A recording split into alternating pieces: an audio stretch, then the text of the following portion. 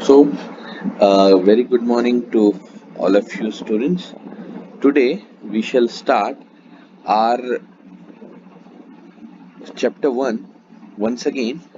In the previous lecture हम लोग ने क्या क्या टॉपिक्स देखे थे। प्रीवियस लेक्चर में हम लोग ने सबसे पहले वैलेंस इलेक्ट्रॉन्स के बारे में पढ़ा था। फिर दूसरा जो हमारा टॉपिक था वो था हमारा इलेक्ट्रॉन्स के फुल डिटेल्स। तीसरा टॉपिक हमारा था कि करंट क्या है। चौथा हमारा टॉपिक था इलेक्ट्रिकल पोटेंशियल क्या है। फिर इसके साथ साथ हमने इसमें देखा था कि वोल्टेज क्या होता है, what is EMF and what is terminal voltage. तो ये सारी की सारी चीजें हमने हमारे प्रीवियस लेक्चर जो था उस पे देखा था।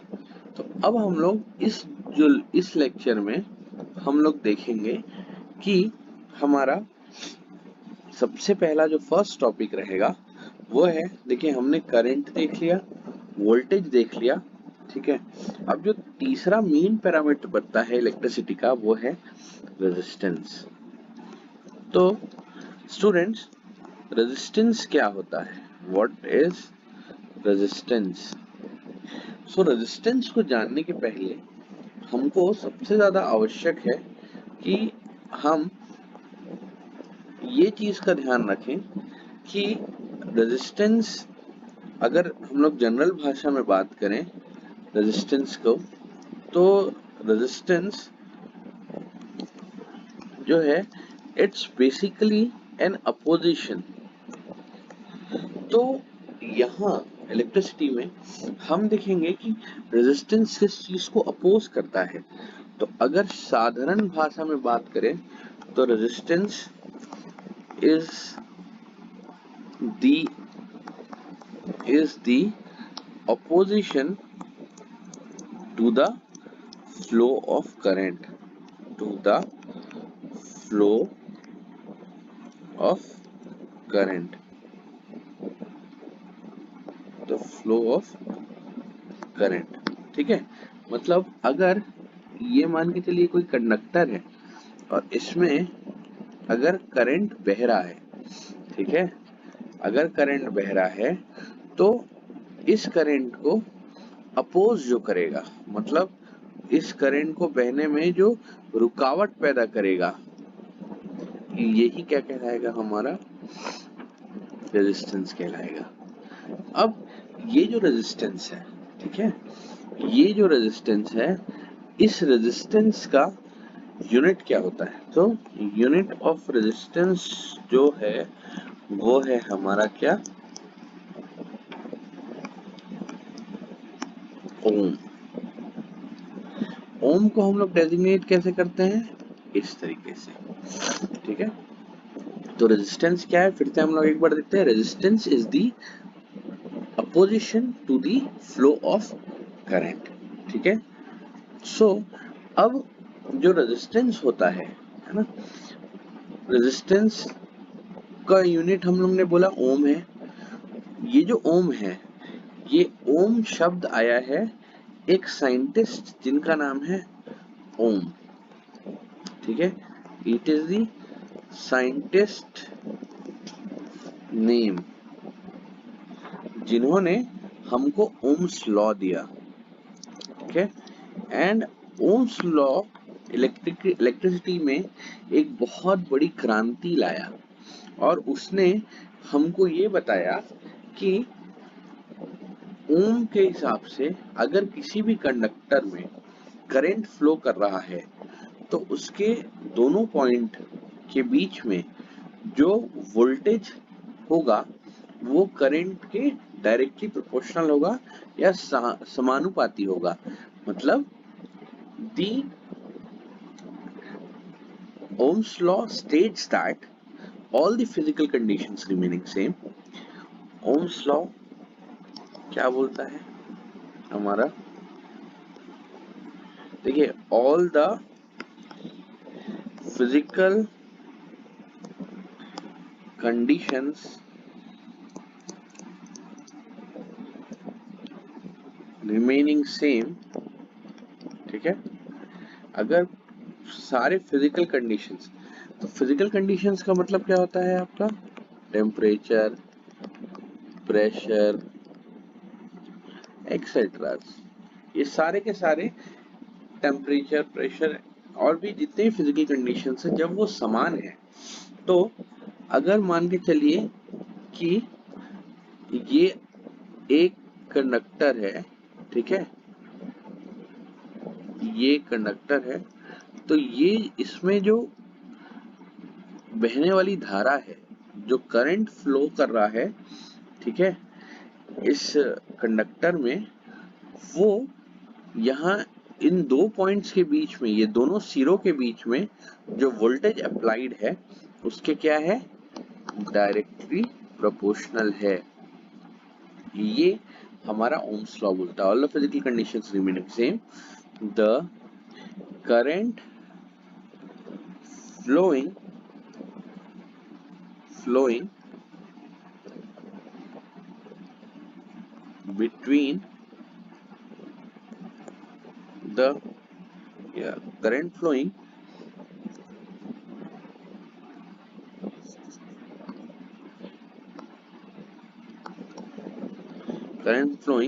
in the conductor, ठीक है, इस कंडक्टर में जो करंट फ्लो कर रहा है, वो जो करंट है इज डायरेक्टली प्रोपोर्शनल, ठीक है guys, directly proportional to the applied voltage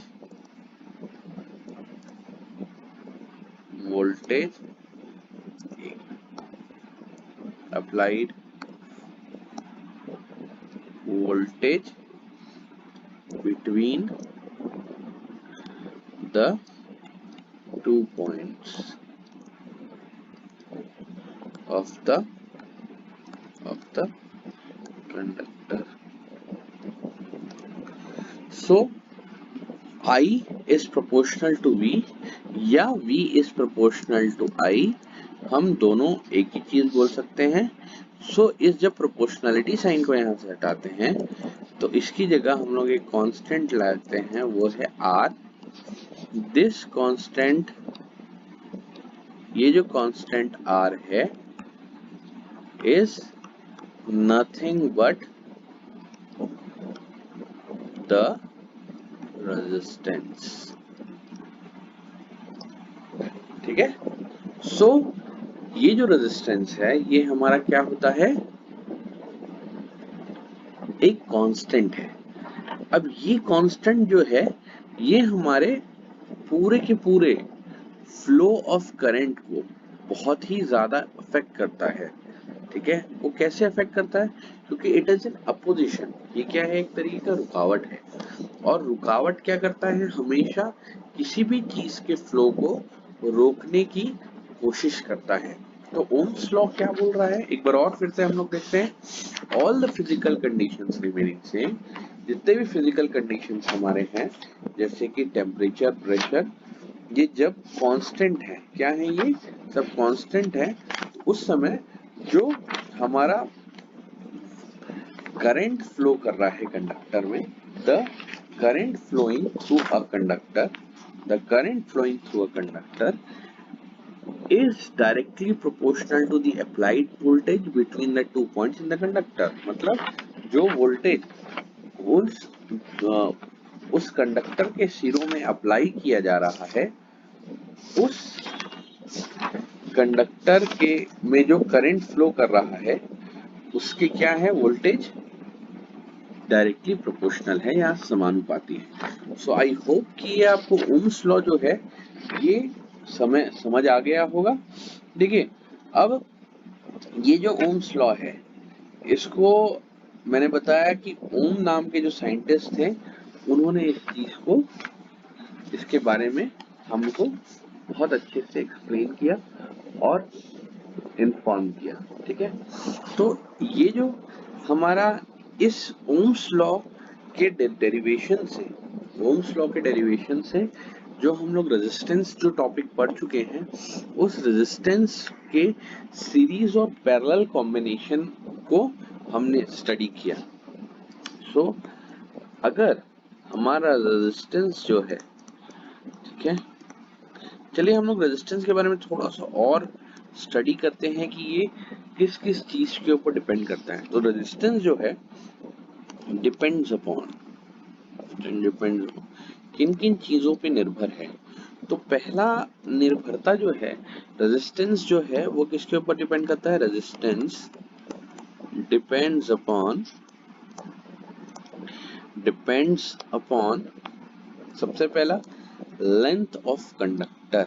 इसके ऊपर लेंथ ऑफ कंडक्टर, मतलब जो हमारा कंडक्टर है उसका लेंथ कितना है। अगर मान के चलिए मैं एक कंडक्टर यहाँ पर रखता हूँ, तो इस कंडक्टर के लेंथ के मतलब हम लोग का, अगर हम लोग जाए R is directly proportional to L। ठीक है, दूसरा है हमारा रेजिस्टेंस जो है डिपेंड्स अपॉन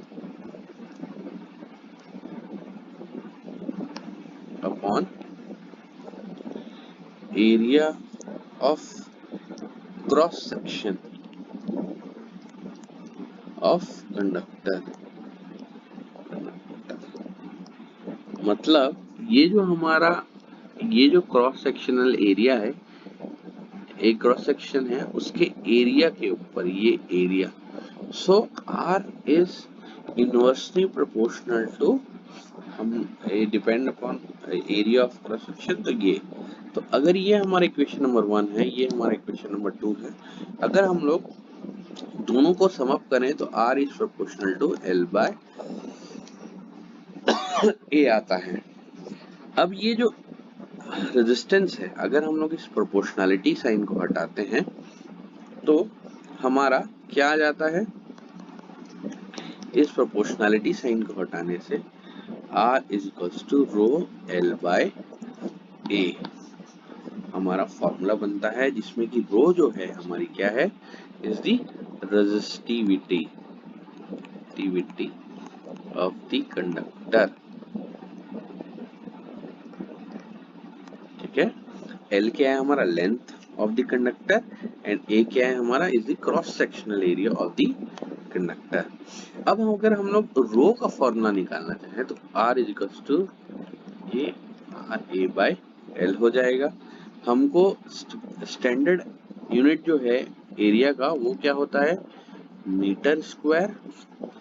लेंथ का क्या होता है? मीटर, और ये क्या होता है? ओम।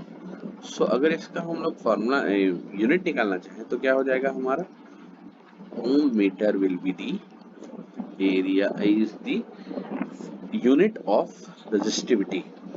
ये क्या है हमारा? Resistivity of the conductor. अब हम लोग को रेजिस्टिविटी ऑफ द कंडक्टर जानने, देखिए रेजिस्टिविटी हमारी, जैसे हम इस हिंदी में रेजिस्टेंस को क्या बोलते हैं? प्रतिरोध।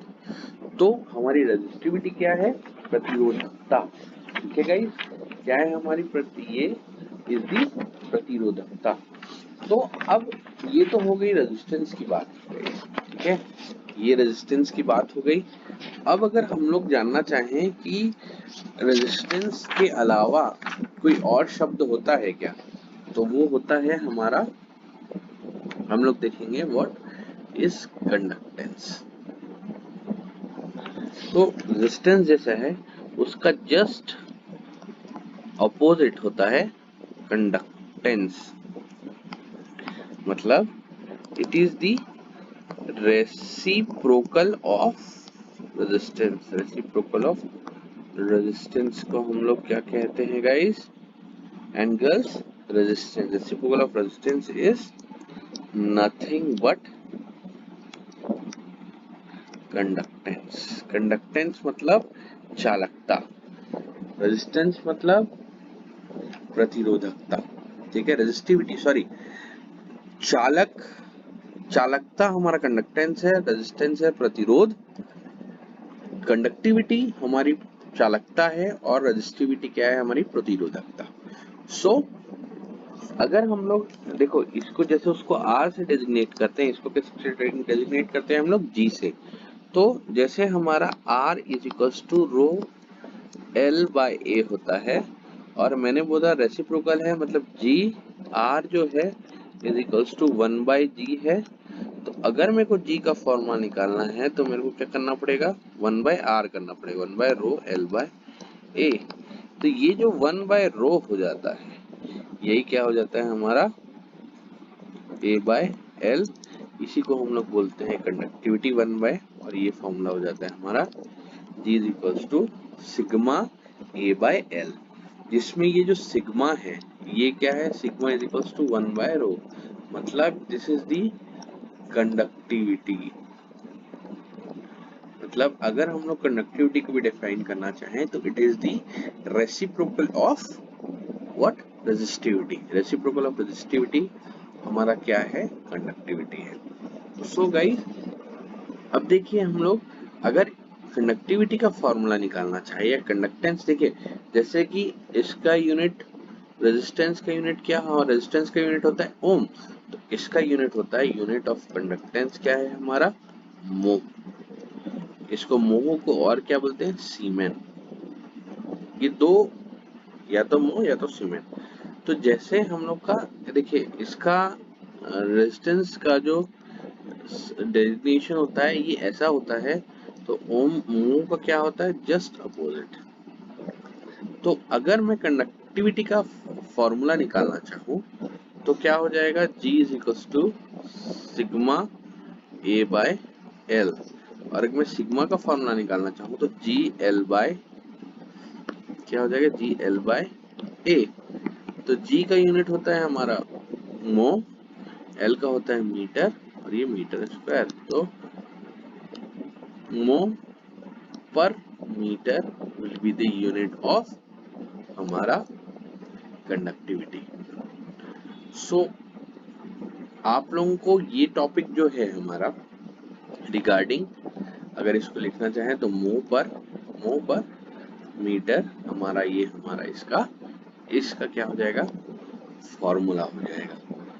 अब अगर हम लोग देखें कि कंडक्टिविटी किसके ऊपर डिपेंड करती है, तो कंडक्टिविटी अगर हम लोग फॉर्मूले के हिसाब से देखें तो कंडक्टिविटी जो है basically it is inversely proportional to the length of the conductor and is directly proportional to the area of cross section. अगर हम लोग इस तरीके से इस फॉर्मूला से देखें सो ये तो बात हो गई हमारी कि कंडक्टिविटी क्या होती है, कंडक्टेंस क्या होता है, रेजिस्टिविटी क्या होती है और रेजिस्टेंस क्या हो जाता है।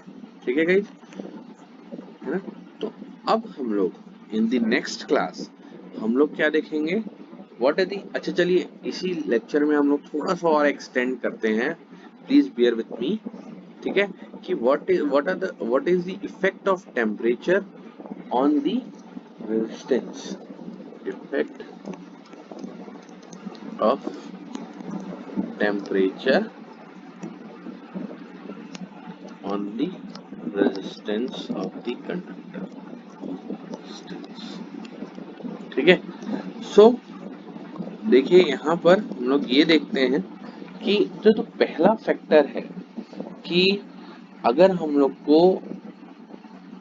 इंक्रीज करना है रेजिस्टेंस प्योर मेटल्स में, तो हम लोग को उसको क्या करना पड़ेगा, उसको बड़ा बनाना पड़ेगा।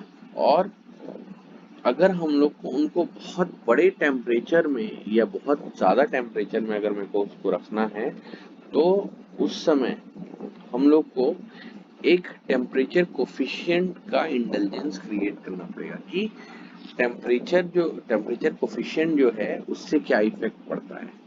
बाकी हम लोग इसको और इन डेप्थ में स्टडी करेंगे इन द नेक्स्ट क्लास।